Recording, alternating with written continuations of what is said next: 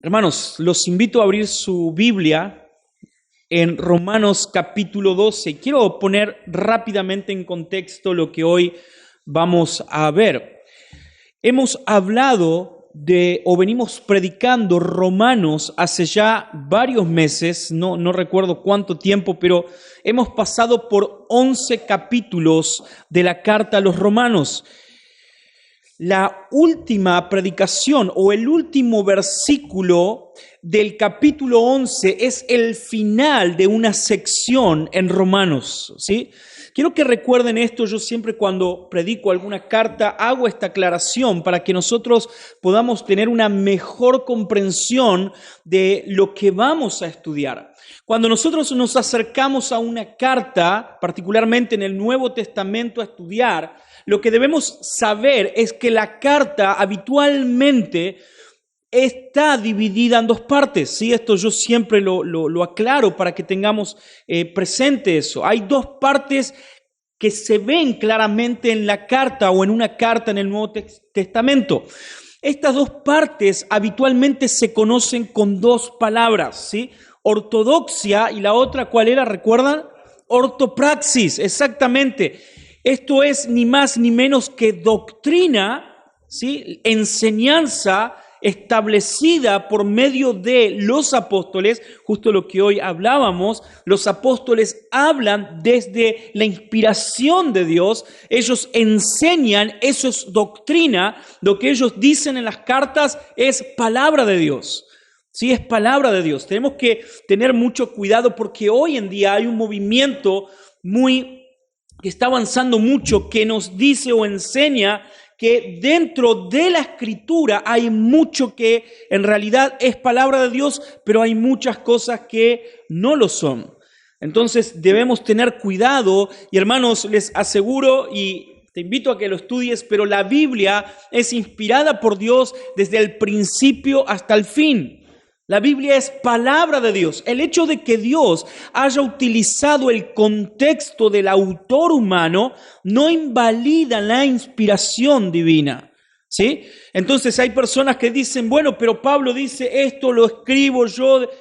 No, ¿ves? Ahí está escribiendo Pablo. Esto lo mando yo a la iglesia. Entonces, Pablo está dando un mandato. No, hermanos. En realidad, el autor está siendo inspirado por Dios de una manera orgánica. ¿Sí? Cuando hablamos de inspiración divina, habitualmente se divide la inspiración divina o hay diferentes puntos de vista. La primera, o la que creo yo que es un error, es pensar de que la inspiración divina es mecánica. ¿Sí? La inspiración divina no es mecánica, no es que Dios desciende en el autor o el escritor bíblico y el escritor bíblico pierde su conciencia, entonces escribe y luego vuelve a su conciencia. No, eso no ocurre. Más bien lo que ocurre en la inspiración de las Escrituras es que Dios utiliza al autor, a su contexto, a su mente, a su manera de pensar, a su deseo, a sus circunstancias, a todo. Y esto lo estamos viendo en Hechos, ¿verdad? Y Dios, por medio de todas las circunstancias y el ser del autor, ahora sí inspira la palabra de Dios. Entonces, hermanos, tenemos que tener en cuenta esto. Ahora, Pablo divide la carta a los romanos de una manera extraordinaria en justamente ortodoxia, que es lo que nosotros venimos viendo, y ortopraxis, la práctica.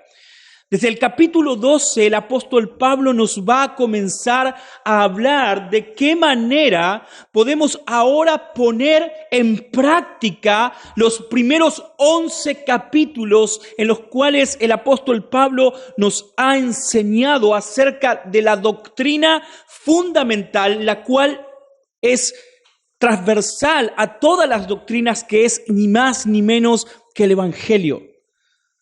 Hermanos, si nosotros tuviéramos que definir los primeros 11 capítulos de Romanos, ¿qué temas encontramos en los 11 capítulos de Romanos? Bueno, vamos a verlo ahora, pero voy a tirar algunos nada más, pero vamos a verlo desarrollado. Pero encontramos, por ejemplo, la justificación por la fe. Encontramos también, por ejemplo, la depravación del ser humano. Encontramos la vida en el espíritu del creyente. Encontramos diversos temas. Sin embargo, hermanos, lo que debemos entender es que el todo de esos temas se define como el Evangelio. En los primeros 11 capítulos encontramos ni más ni menos que el desarrollo teológico del Evangelio de Jesucristo. Ahora vamos a verlo, pero quiero que veamos primero el texto, vamos a mirar, observar el texto. Hoy vamos a ver solamente 2 versículos y luego vamos a poner en contexto esto. Pero como dije, por favor, abrí tu Biblia, Romanos capítulo 12. Quiero que veas el tono, cómo cambia lo doctrinal, la parte de doctrina, ortodoxia, a una praxis. E incluso el tono, el cual el apóstol Pablo utiliza, cambia. Parece como que Pablo ahora va a hablar desde su persona, desde su deseo, e incluso él dice en el primer versículo, os ruego. Hay un ruego de parte del apóstol Pablo, pero comienza diciendo esto, por consiguiente. Por tanto, dice otra versión, la Reina Valera 1960, NBI, Dios habla hoy, dicen, por tanto, hermanos, os ruego por las misericordias de Dios que presentéis vuestros cuerpos como sacrificio vivo y santo, aceptable a Dios, que es vuestro culto racional. Y no os adaptéis a este mundo, sino transformaos mediante la renovación de vuestra mente para que verifiquéis cuál es la voluntad de Dios, lo que es bueno, aceptable y perfecto. Bueno, aceptable y perfecto. Hay algunos puntos en estos 2 primeros versículos de la praxis en los cuales tenemos que tener en cuenta. Primero, hermanos, hoy vamos a ver los deberes, o sea, lo que el Evangelio produce en la vida del cristiano, en nosotros, para con Dios. ¿Cuáles son los deberes que el hombre, la mujer, que es ahora reconciliado con Dios por medio del Evangelio, qué debe hacer? Vamos a ver hoy qué debe hacer el cristiano ahora que conoce, que comprende, que aceptó, que es parte del pueblo de Dios. ¿Qué debe hacer para con Dios? Y la semana que viene vamos a ver los deberes de los cristianos por medio del Evangelio para con otros cristianos. Cómo un cristiano debe comportarse, pero dentro del pueblo de Dios. ¿Cómo debo comportarme con mi hermano, con aquel que está ahora sentado a mi lado, el cual es parte ahora de la misma familia? Es parte de mi misma familia. ¿Cómo yo debo comportarme con él? ¿Qué debo hacer con él? Hermanos, es muy preocupante que muchas veces nosotros tenemos una mejor actitud, mejor comportamiento con los de afuera que con los de adentro.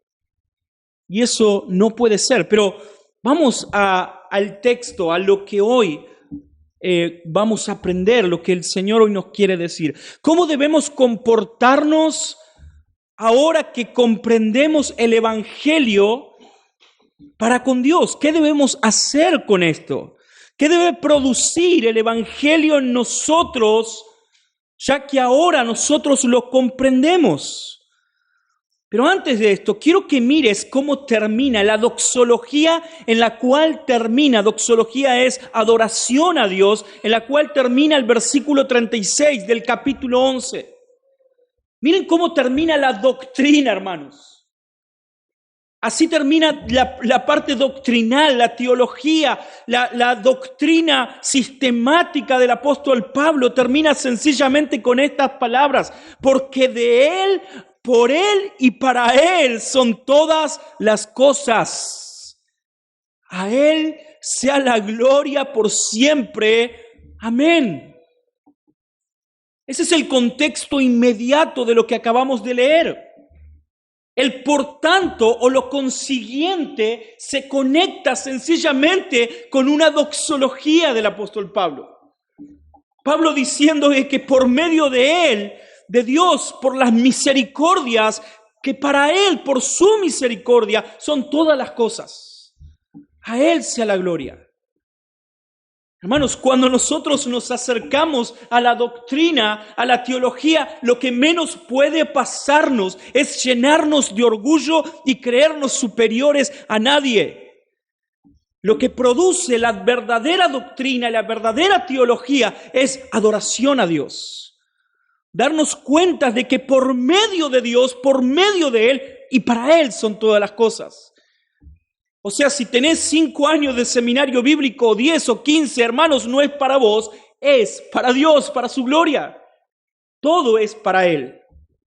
Porque de Él, por Él y para Él son todas las cosas. ¿Qué podés tomar?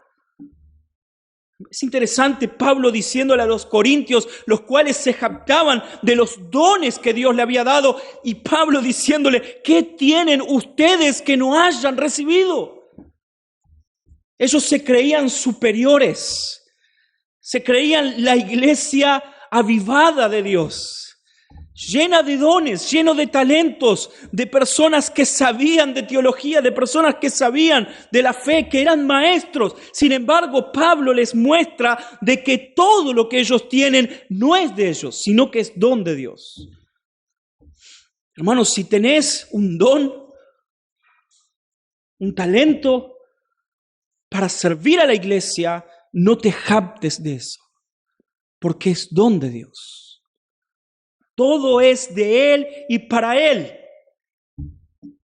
Lo que sepas y lo que no sepas es por Él y para Él sea la gloria. Pero miren cómo continúa, hermanos, en el versículo 1 del capítulo 12. Aquí el apóstol Pablo comienza a exhortar a los hermanos. Y miren, algo importante. Pablo no está hablando para los de afuera. Pablo no está hablando para los no creyentes. Hermanos, yo estoy en esta mañana hablando a ustedes, pensando en que cada uno de ustedes y creyendo en mi corazón que cada uno de ustedes, como yo, somos hermanos en la fe. Cada uno de nosotros. Yo en esta mañana no quiero hablar a inconversos. Yo no estoy hablando inconversos a personas que no creen en Cristo, hermano. Si no crees en Cristo Jesús y si pensás de que esto es una historia nada más bonita, quiero decirte que te arrepientas y que vengas a Cristo. Pero hoy yo no voy a depositar mi tiempo hacia vos. En otro momento, si quieres, charlamos y podemos predicarte el Evangelio. Pero en esta mañana, como el apóstol Pablo lo hace, quiero hablar a cristianos, a hombres y mujeres que han creído en el mensaje del Evangelio de Cristo Jesús, porque Pablo lo hace. Pablo dice, por consiguiente, hermanos, y este hermanos conlleva, ayer mi sobrino me dijo algo, tenía un puño de Spider-Man y me dice, tío, un gran poder conlleva una gran responsabilidad. Es chiquitito así, es un personaje. Un gran poder conlleva una gran responsabilidad. Hermanos, el ser parte del pueblo de Dios, tener el don de la gracia de Dios en nuestra vida conlleva una gran responsabilidad. Una gran responsabilidad. Lo primero que el apóstol Pablo nos dice en cuanto a nuestra responsabilidad es que lo que debemos hacer es mirar las misericordias de Dios. Lo primero que debes hacer en tu vida cristiana no es levantarte, orar, leer tu Biblia. Bueno, sí, es mirar la misericordia de Dios, pero hacer actos de bondad hacia las personas. Lo primero que debes hacer es mirar, aprender acerca de las misericordias de Dios. ¿A qué se refiere Pablo cuando nos dice, os ruego por las misericordias de Dios? Hermanos, sencillamente, y todos los teólogos y comentaristas concuerdan en lo mismo, que cuando Pablo nos está hablando de que debemos mirar las misericordias de Dios, cuando él dice, os ruego por las misericordias de Dios, Pablo está hablando sencillamente de los primeros 11 capítulos. En otras palabras, lo que debes hacer es mirar en un círculo la misericordia de Dios y dentro de ese círculo poner los primeros 11 capítulos que el apóstol Pablo nos ha hablado. ¿Qué es lo que vimos en los primeros 11 capítulos? El apóstol Pablo nos ha hablado acerca de la depravación del ser humano. Y vos dirás, pero Fernando, ¿qué tiene que ver eso con la idea de misericordia? Pará.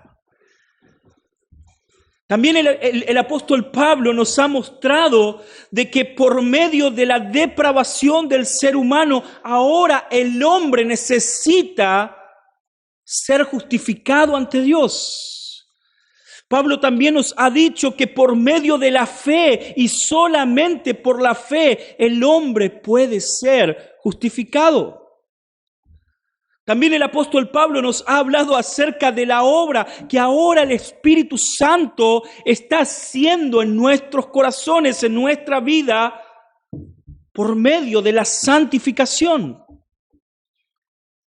También el Espíritu Santo no solamente nos va santificando, sino que nos va asegurando, poniendo seguridad en nuestros corazones de que somos parte del pueblo de Dios. Y también el Espíritu Santo nos muestra de que si sos parte del pueblo de Dios, si soy parte del pueblo de Dios, es ni más ni menos que porque Dios te ha elegido. No has hecho absolutamente nada, hermano, porque recordá, el principio es, sos depravado. Estás hundido en el pecado.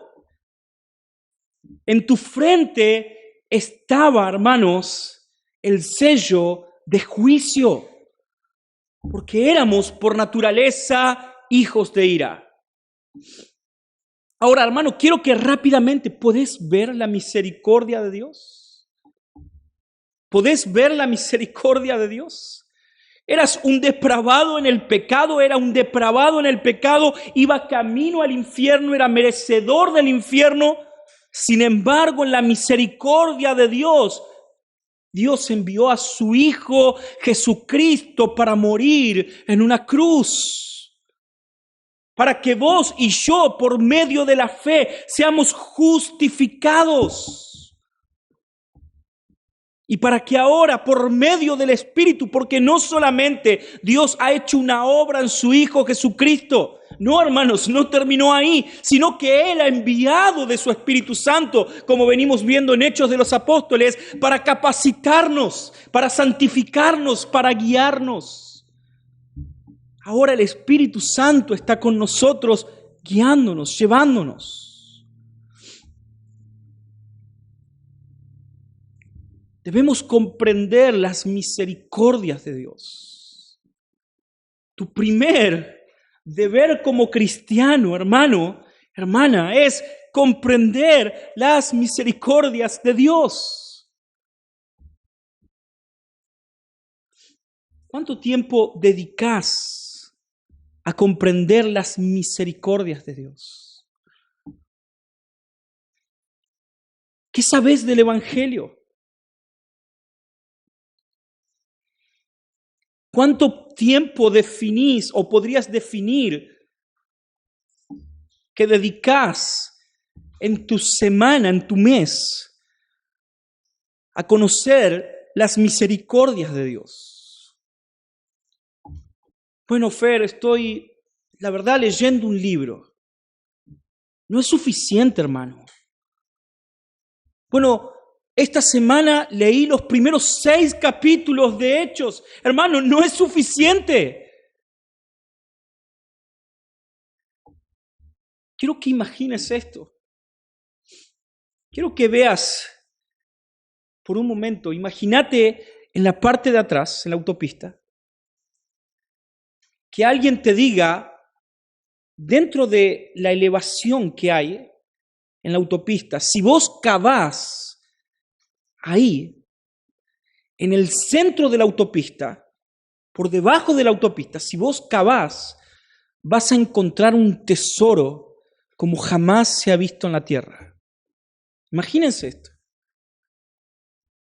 ¿Cuál sería tu reacción? Agarrarías la pala, ¿no?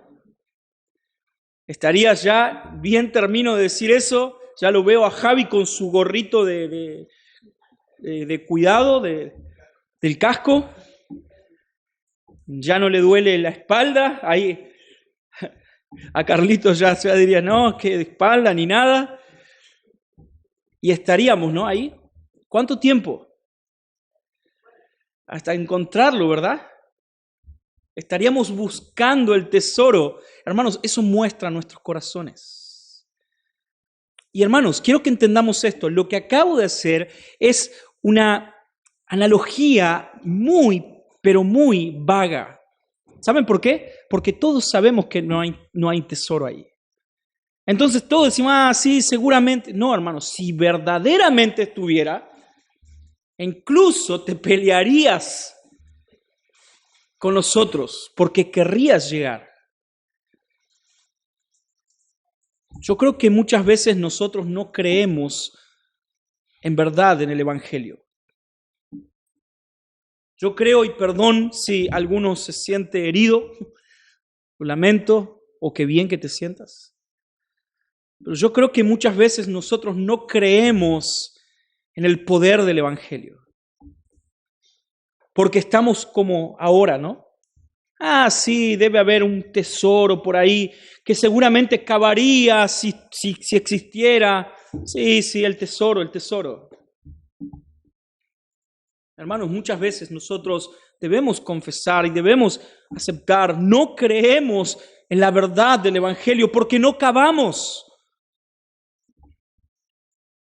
Casi que lo tomamos como una teoría, una analogía, ni siquiera como una posibilidad. Porque si en verdad entendiéramos lo precioso del Evangelio, el tesoro inmenso del Evangelio, estaríamos de día y de noche cavando y cavando hasta llegar a conseguirlo, a comprenderlo, a tenerlo. Un predicador, no quiero decir un nombre, pero recuerdo que dijo, le preguntaron en su edad avanzada, creo que era J.I. Packer, cuánto tiempo le había tomado estudiar el Evangelio, y en su edad avanzada, habiendo estudiado durante toda su vida, dijo, yo todavía no comencé, recién estoy empezando. Hermanos, el Evangelio es un tesoro para nosotros. Las misericordias de Dios son un tesoro para nosotros que cuando empezamos a ver los destellos. Es como cuando entramos a una mina y empezamos a encontrar pequeñas pepitas de oro y decimos, wow, hay un tesoro ahí adentro y mirá, empiezo a ver que es real. Eso nos ocurre cuando nos encontramos con el Evangelio. Empezamos a encontrar pequeñas pepitas de oro y decimos, hay algo ahí adentro. Quiero seguir cavando porque hay algo ahí adentro. Dije, entonces, lo primero que el cristiano debe hacer es comprender las misericordias de Dios. Pablo dice a los hermanos que están en Roma y a nosotros, os ruego por las misericordias de Dios. Es interesante que esta palabra que Pablo utiliza, os ruego, es casi un llanto desgarrador. Quiero que vean el tono en el cual Pablo está diciendo. Pablo no está diciendo, hermano, les ruego que por las misericordias. No, hermanos. Pablo está diciendo, hermanos, les ruego por las misericordias de Dios. Les ruego. Es un sentimiento que sale de lo más profundo del corazón de Pablo. Es casi lo mismo que Pablo estaba diciendo en el capítulo anterior cuando hablaba del pueblo de Israel, diciendo que si era posible para él se haría maldito por Dios, un anatema para salvar a su pueblo. Lo mismo. Pablo ahora con la misma vehemencia está diciendo, hermanos, les ruego por las misericordias, por el evangelio de Dios. Y ahora lo segundo que el cristiano debe hacer es presentar nuestros cuerpos como sacrificios vivos, santos y agradables y aceptables, Quiero que veas el contexto en lo que Pablo está diciendo. ¿Recuerdan cuando vimos el libro de Levíticos? Pablo está diciéndole al pueblo de Dios ahora que la tarea que ellos deben hacer no es solamente el hecho de conocer el evangelio. Pablo, hermanos, compréndase esto y por favor, Jehuel y Esteban, no saquen de contexto esto porque me matan, pero comprendan esto. Pablo está diciendo que el sacrificio el cual había cesado en el Antiguo Testamento, ahora ese sacrificio vuelve a entrar en circulación. Tenemos que empezar a comprender, dice Pablo, que ahora el sacrificio en el cual el Antiguo Testamento veíamos en Levíticos, el pueblo judío sacrificaba para adorar a Dios y que ese sacrificio había cesado por un tiempo, ahora nuevamente ese sacrificio se reinaugura. Pablo está en este capítulo, en este versículo, reinaugurando la adoración a Dios, el culto a Dios. Y fíjense, hermanos, no lo estoy inventando yo, Pablo lo está diciendo, él está tomando la figura del Antiguo Testamento, el sacrificio. Obviamente hago esta aclaración, Pablo no está diciendo vuelvan a tomar un corderito, córtenle el cuello, derrámenla, no. Pablo está yendo más allá.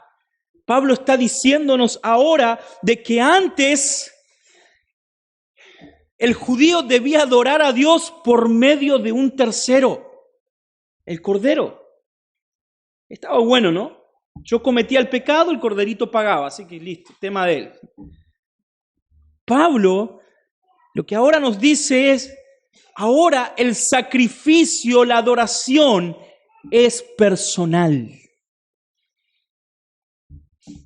Antes el judío debía llevar un cordero para ser sacrificado en adoración a Dios.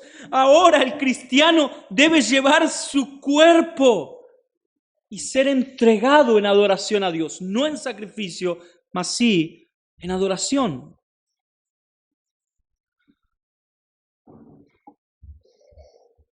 Cuando Pablo dice sacrificio, utiliza esta palabra sacrificio,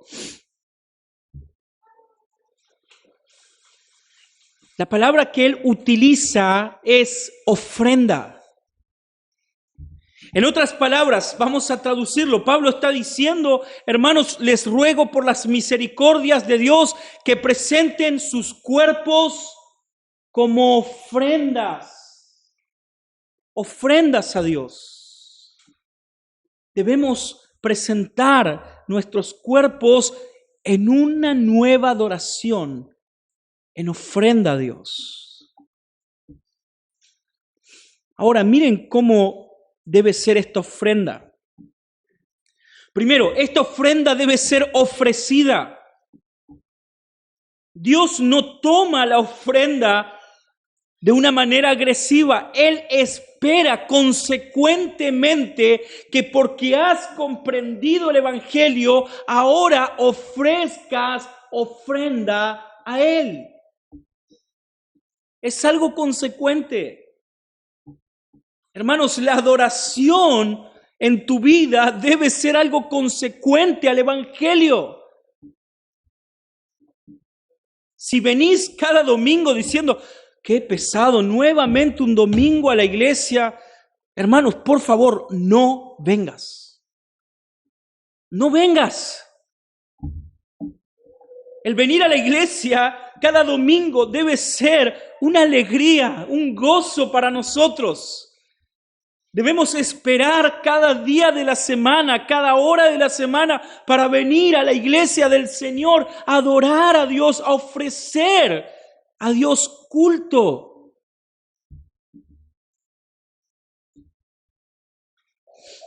Como dije, esta ofrenda debe ser ofrecida y a la vez aceptada por Dios.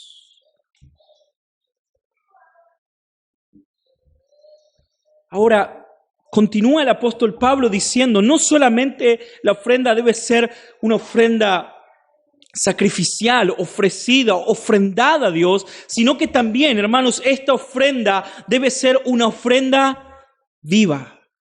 Quiero que mires ahí las palabras que Pablo usa. Viva, santa y aceptable. ¿Saben lo que significa la palabra viva? ¿Saben? Que tiene vida. No significa más que eso. Algo vivo es algo que tiene vida. Algo muerto es algo que no tiene vida. En otras palabras, Pablo le está diciendo o nos está diciendo a nosotros, no ofrezcan algo muerto. No ofrezcan algo muerto a Dios. La ofrenda que ustedes ofrecen a Dios debe ser una ofrenda viva. Por esto, hermanos, es imposible que un no redimido por la sangre de Cristo pueda ser parte del pueblo de Dios. Alguna vez alguien me dijo, no, pero ustedes los cristianos son sectarios y si no somos, no creemos lo que ustedes creen, nos rechazan. No, en realidad es un anticuerpo que surge de la fe. Cuando hay personas no creyentes, están muertas, la iglesia en sí misma produce anticuerpos y expulsa a lo muerto. La ofrenda, el sacrificio debe ser algo vivo, debe ser algo consciente, debe haber vida espiritual, debe haber una vida de devoción santa y aceptable. ¿Qué significa la palabra santo? Apartado para Dios, ¿verdad? Sin embargo, lo que está diciendo el texto aquí no tiene que ver tanto con el acto de ser apartado, sino con la purificación de la ofrenda, con lo puro de la ofrenda. En otras palabras, lo que Pablo está diciendo es, ustedes deben ofrecer una ofrenda pura, no manchada. Por esto esta ofrenda es santa, porque no está manchada, es tan blanca como la arena del mar.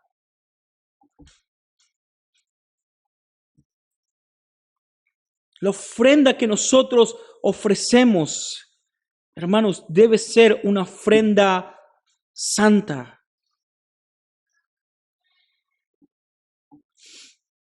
Pura.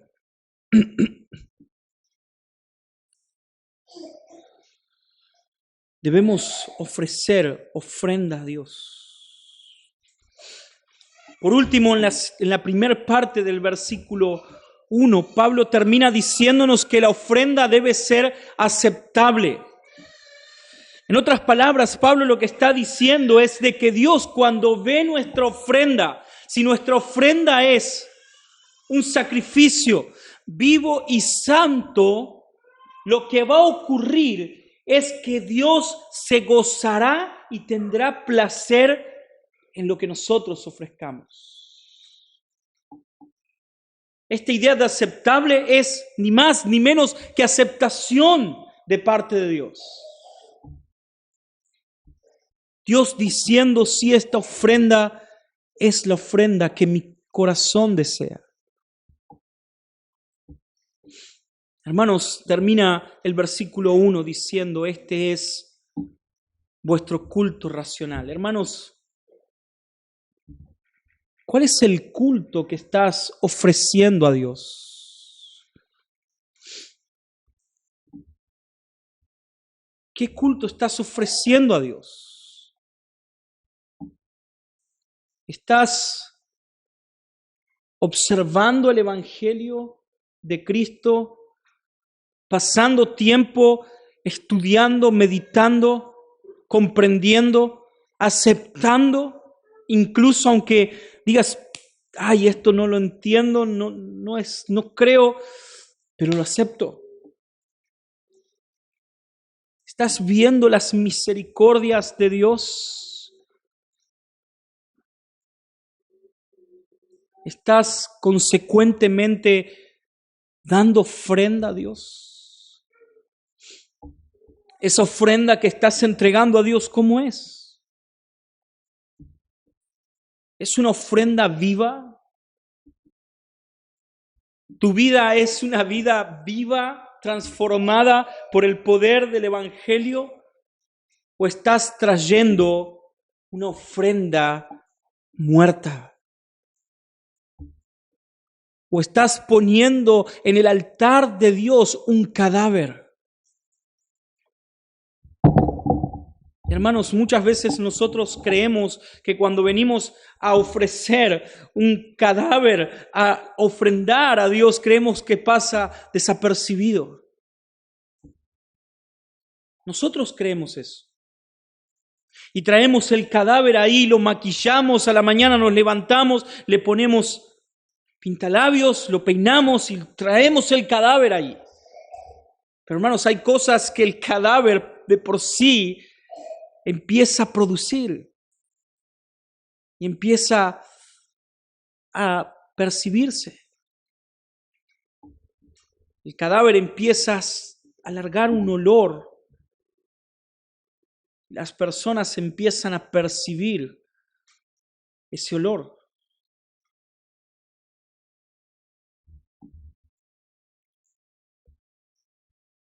Pablo continúa y termina en el versículo 2 diciéndonos esto, hermanos. Entonces, ahora debemos ofrecer un sacrificio, una ofrenda a Dios.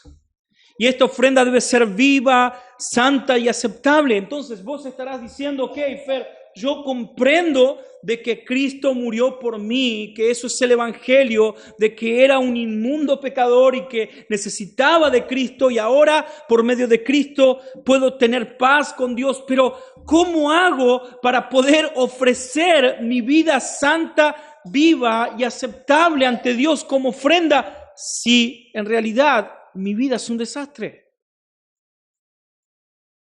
¿Cómo hago? Si yo intento todos los días, por Dios que intento, pero no me sale. No me sale. Hermanos, la respuesta está en el versículo 2.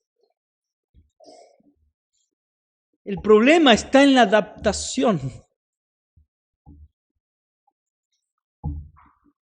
Hermanos, el problema está en que venimos tan acostumbrados al mundo que incluso habiendo nacido de nuevo, nuestra mente todavía está adaptada al mundo. Por esto, no solamente es una comprensión, no solamente es saber del Evangelio, sino que, hermanos, miren lo que dice en el versículo 2. Pablo dice, y no os adaptéis a este mundo, fíjense, sino transformaos. Transformaos mediante la renovación de vuestra mente. ¿Te lo traduzco? Pablo te está diciendo, flaco, flaca, cambia la mente. Tenés que dar una vuelta a la rosca.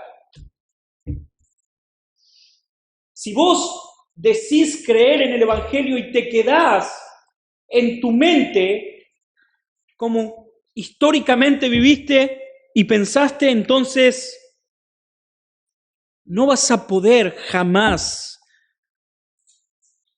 vivir y ofrecer una ofrenda a Dios. Pablo lo que nos dice es que lo primero que debemos hacer para poder hacer lo anterior, observar el Evangelio, las misericordias de Dios, ofrecer una ofrenda viva, santa, aceptable a Dios, lo que debemos hacer para que eso ocurra es no adaptarnos a este mundo.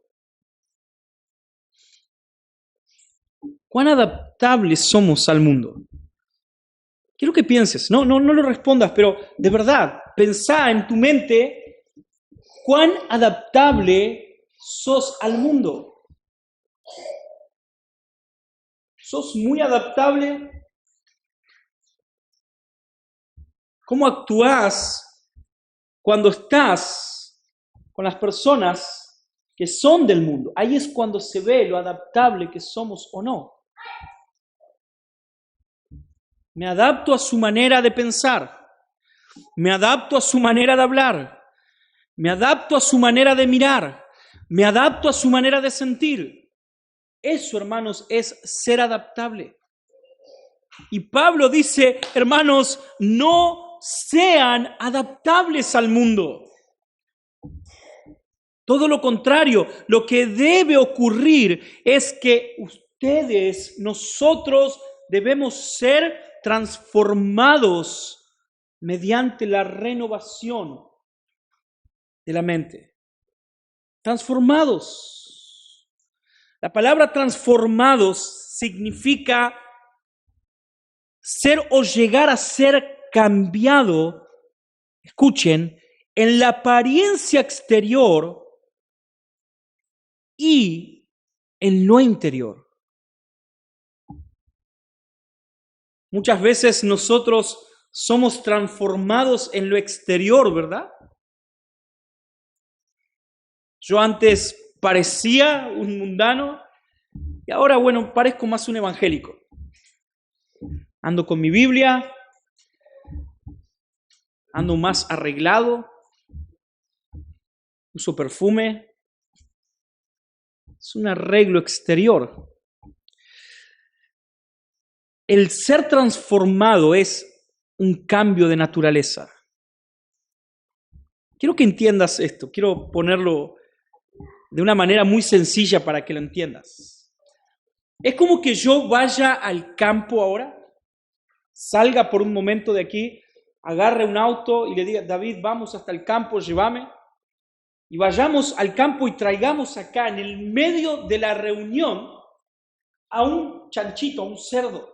¿Sí? Imagínenlo aquí, a un cerdo. Entonces, ahora todos nosotros tenemos la tarea de convertir a este cerdo en un cerdo que tenga una buena apariencia. Entonces, ahí Yasmín dice, bueno, pero allá en las aulitas hay ropa. Pero antes hay que pegarle un baño, así que vamos a llevarlo al patio y lo empezamos a bañar al cerdo, lo bañamos. Las chicas agarran el maquillaje, lo empiezan a maquillar para que parezca más lindo. Se viste al cerdito, se le hace el agujerito en el pantalón para que salga la colita y queda. Está ahí, es un hermoso cerdo, ¿no? Qué lindo, quedó, ponemos su ropita y ahora largamos al cerdo. ¿Saben qué va a hacer el cerdo?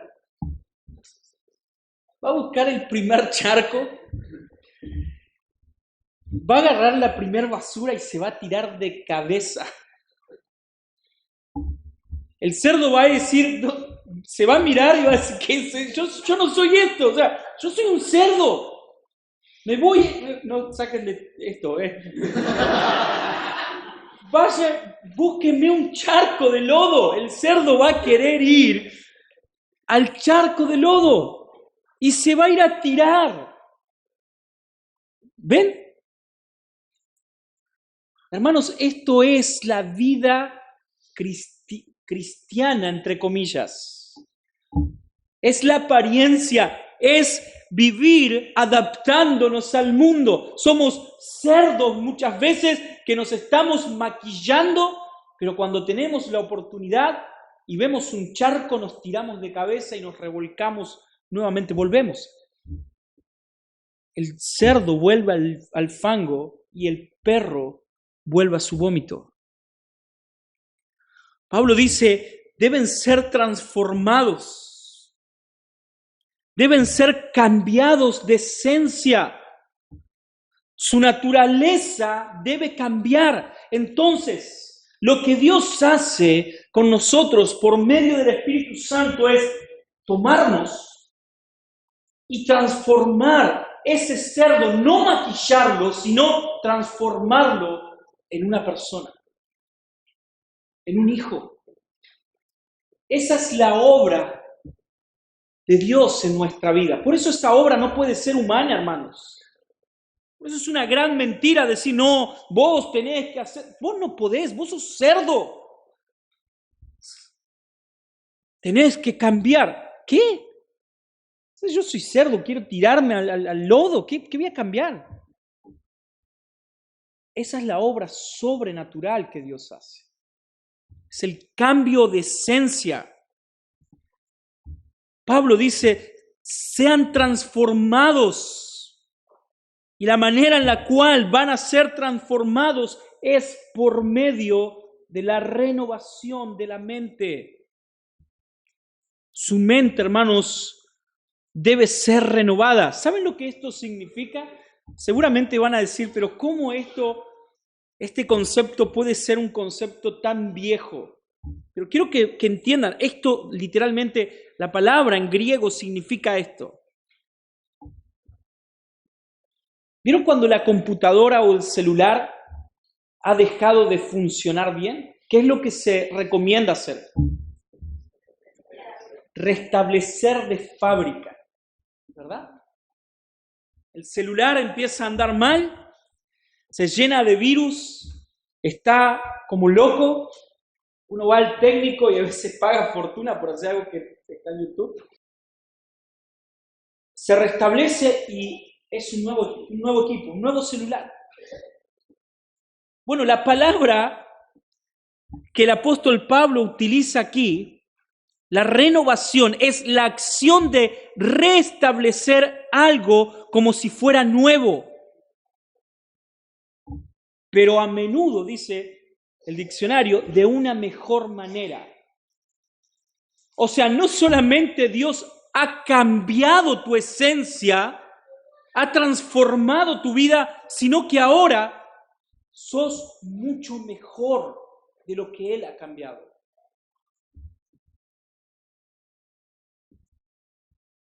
Tu mente, hermanos, nuestra mente ha sido transformada.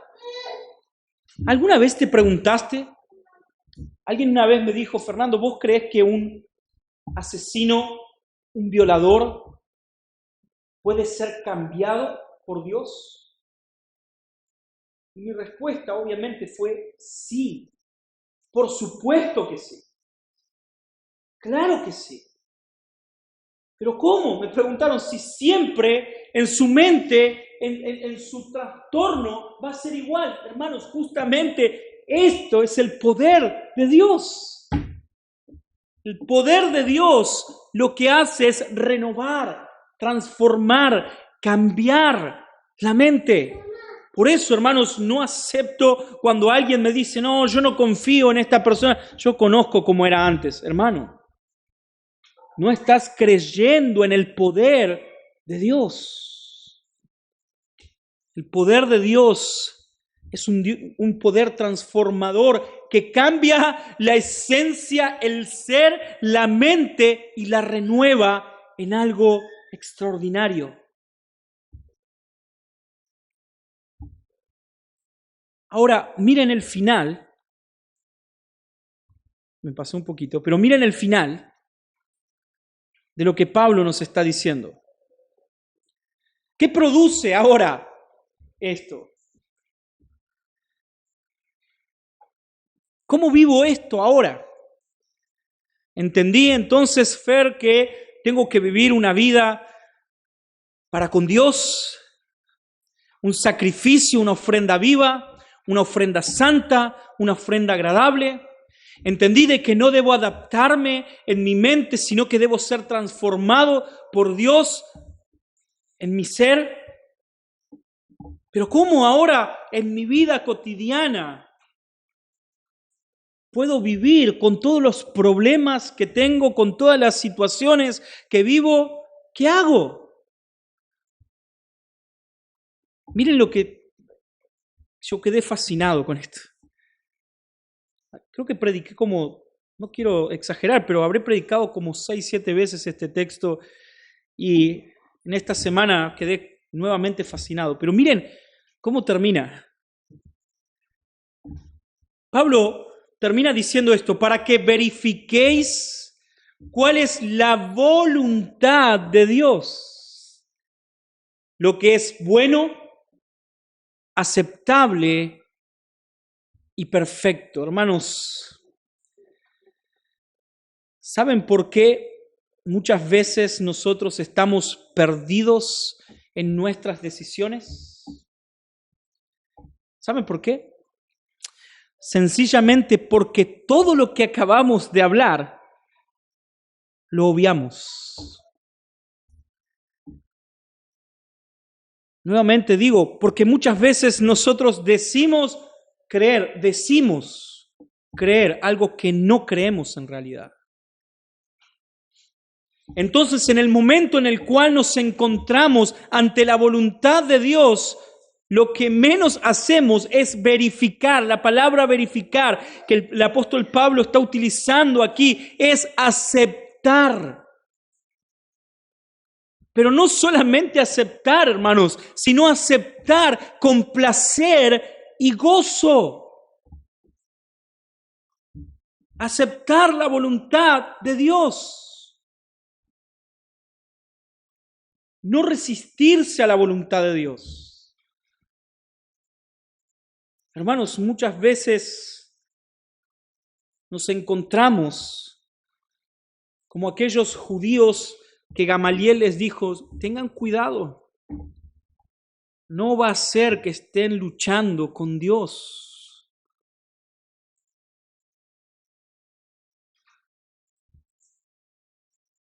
Debemos ser guiados a aceptar la voluntad de Dios. Y hermanos, siempre sabiendo que su voluntad para nosotros es buena.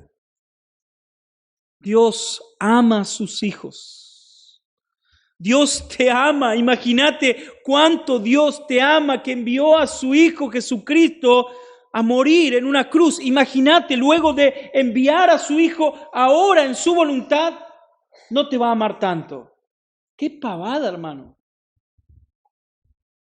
Su voluntad va a ser siempre buena para vos, va a ser lo mejor para vos, porque Dios te ama. Te ama. Él envió a su Hijo. Él te ama. Su voluntad es buena para vos. Su voluntad debe ser aceptable para vos. No debes resistirte a la voluntad de Dios. Y por sobre todas las cosas, su voluntad, hermanos, es perfecta.